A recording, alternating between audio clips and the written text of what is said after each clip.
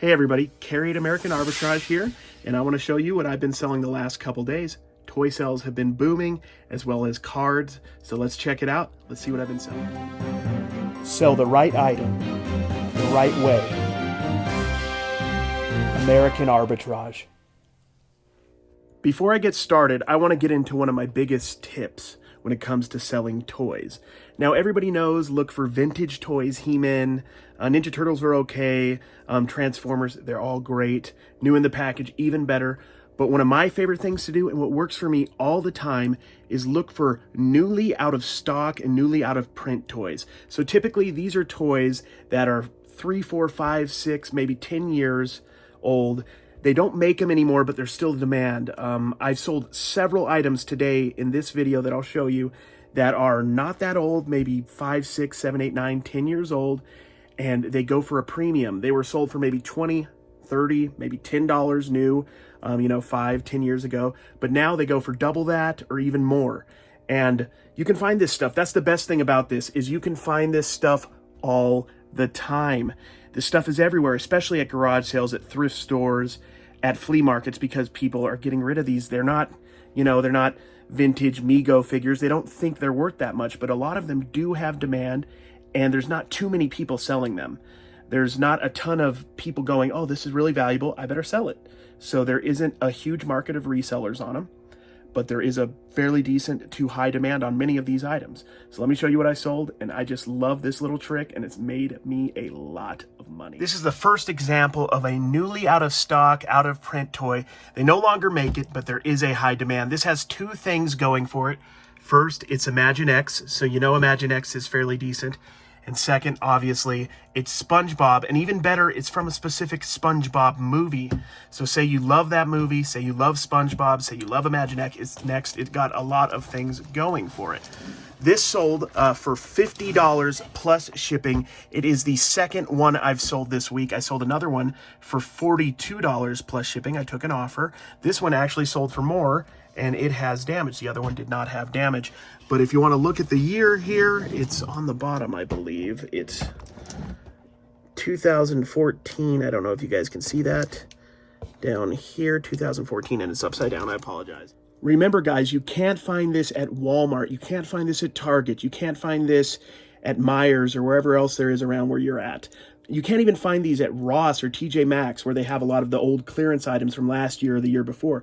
These are 5, 6, 7, maybe more years old, but they're still in popular niches, popular toy brands, popular characters that are still around. So they hold a good value. I mean, these sold for this one sold for 50, the other one sold for 42. I have some other examples of loose toys that even did better. Here is another great example of out of stock, out of print toys, however you want to say it, that sold really good for me recently.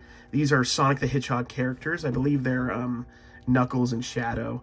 They were part of a 3-pack initially, and these are loose, and they have, a little bit of damage on the nose and whatnot, but I sold both of these together for $28 plus shipping. These came out of a Savers, or in other parts of the country, Value Village, like one of the toy bags. So I bought it for that, and it's awesome. These things sell really well. They follow the same principles of being recently out of print, popular character to this day. I mean, we have the movie, I think, that just came out or is coming out, I forgot.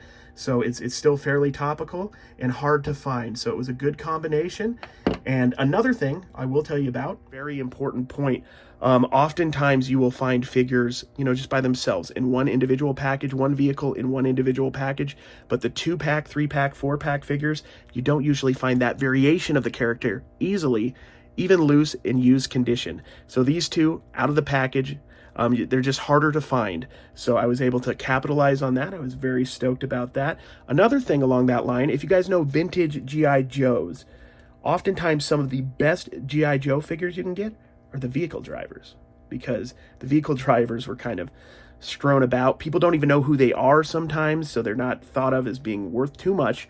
I mean, there are regular characters that are worth more, but these vehicle drivers often do really well because people didn't save them, they got lost with the vehicle or whatever, and they're not as easily available to find. Before Funko was the behemoth it is today, they were making a line of bobbleheads known as Wacky Wobblers. The Wacky Wobblers are made in all different kinds of characters, Some of the most popular are the Wizard of Oz characters. This is the Wicked Witch. I paid a couple dollars for this. It was made in 2010, so about 10 years ago, and this sold for me for $17 plus shipping. I had it for about 2.5, 3 weeks. Sad to see it go. I think it's pretty cool. It's made of more of a rubbery plastic than the Funko Pops are, but they're really good. If you find these, particularly in the Wizard of Oz variation, pick them up if you don't have to pay more than $4 or $5. I would definitely pick them up for that price or less. Here fairly recently, I made a commitment to myself to look for bigger ticket items.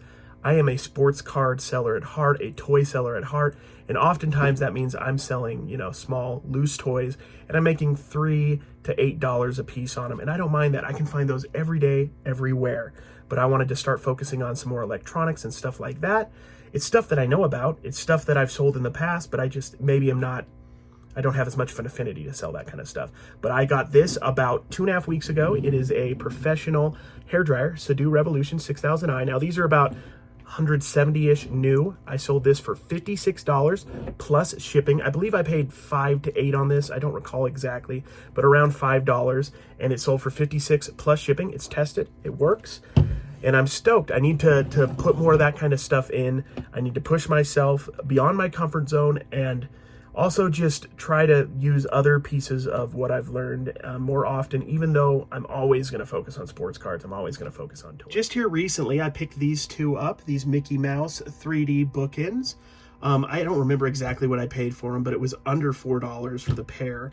And I sold these for $9.60 plus shipping. So I only made a few bucks on these. I had them on sale, but they did pay the shipping, which is great. And I love this kind of stuff. I had it on sale, so it sold for a few dollars less than I was initially anticipating. And I don't mind just making a few bucks selling the kind of stuff that I enjoy. About a week ago, I picked up this RAT3 Mad Catz gaming mouse. Now, gaming mice are a definite bolo. People take their video game, PC gaming very serious. I sold this for $13 plus shipping. It is a Mad Catz. Now, Mad Catz is kind of a generic company that makes a lot of generic 360 Xbox One. You can see how old I am. I'm talking about 360. A bunch of generic controllers that are similar to the regular ones. But this one sold for $13 plus shipping. I paid $4 for it. There are gaming mice out there that are worth hundreds of dollars. So anytime you see a mouse that just looks really, really tripped out like this, take a look it up, see what it's worth. You may very well be able to make some money. Next up, I got this Spider-Man, new in the package. Now, this is kind of along the same lines of what I've been talking about. This is barely out of print. I don't think you can really find any of this stuff at Ross or TJ Maxx because this is from the first Spider-Man movie from about 2 or 3 years ago. So maybe if I had held on to this for a few more years and it was in a little better condition, I might have made a few more dollars. But I sold this for $8 plus shipping. And I don't know if I said this, but I got it in a $2.99 bag with a few other toys as well. So I was happy to sell it, and it sold within about a week and a half. Do any of you guys remember this guy, Wrinkles? He is an early 80s plush puppet icon, I would say. Very cool piece. This was an electronic version that, unfortunately, I didn't test, so I just sold it as is, and it sold for $12.50 plus shipping. I paid, I think, $2 or $3 for this guy, and he sold fairly quickly in about a week. Now, I love vintage toys when I can get my hands on them, but I find the new old stock stuff, the slightly out of print stuff and the brand new stuff a lot more. So when you can find this stuff and it's at the right price, pick it up. But, you know, it's a little bit easier to find the stuff I discussed at the first part of this video. You guys know me. I definitely also sold some cards. This is a 2020 Topps Yordan Alvarez. He is the hottest rookie, I would say, right now in Major League Baseball. His card is going bananas. This is just the regular, no nonsense, nothing special rookie card. This sold for $3 plus shipping. This is another tip I use to sell cards all the time. It's lot them up. Works with toys as well. These are Topps 2020. This is a popular player. Pete Alonso, the polar bear right here. I got 3 of his cards. This top chrome is especially cool looking. I sold them for $4 plus shipping. Lot up cards, similar players, similar teams, same with toys, similar genre, similar character family, and whatnot. Last but not least, I've sold a lot of Tyler Hero rookie cards here. He is a great up-and-coming star for the upstart Miami Heat. They weren't thought to be as good as they are right now, but they are playing really good basketball right now. Tyler Hero is a sharpshooter, and he is doing really well right now. I sold this lot for $3 plus shipping. I love basketball cards, love baseball cards, love football cards. They all sell really well. Thank you guys so much for watching this. I hope you learned some stuff from it. I mean, they're not all amazing sales, but this is just the day-to-day life of a reseller. I've been doing this since 2011, since back in the redneck picker days, if you guys remember his old YouTube videos. So I love this stuff. I love to do it. Sometimes you hit some home runs, sometimes some singles, sometimes you strike out, and that's the ball game. I appreciate your time. If you enjoyed this video, please like and subscribe, and thank you so much.